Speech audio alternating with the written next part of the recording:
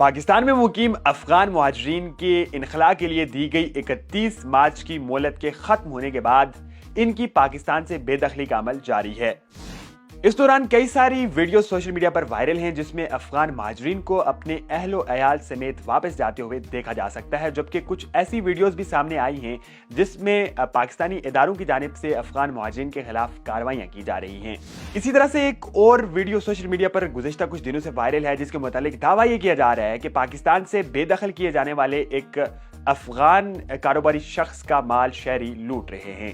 मज़कूरा video Facebook, x और TikTok समेत दीगर सोशल मीडिया प्लेटफॉर्म्स पर वायरल है और इसे शेयर करने वाले सार्फिन का दावा है कि पाकिस्तान से बेदखल होने वाले अफगान ताजिर की दुकान से सामान लूटा जा रहा है। तो ये असल मामला आखिर है क्या? उर्दू न्यूज की तहकीकात के मुताबिक ये वायरल वीडियो शफीक अहमद नामी टिकटॉक सारिफ की जानिब से 21 मार्च 2025 को शेयर की गई थी।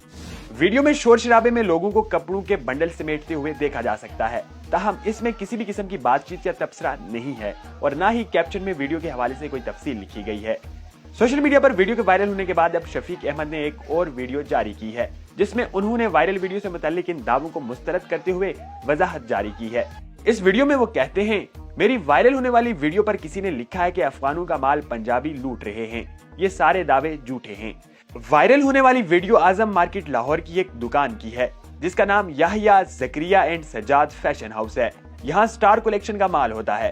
यहाँ ईद के दिनों में थोड़ा ज्यादा रश था, लेकिन रोजाना की बुनियाद पर भी इतना ही माल बेचा जाता है। वायरल वीडियो के मुतालिक किए जाने वाले सारे दावे गलत हैं।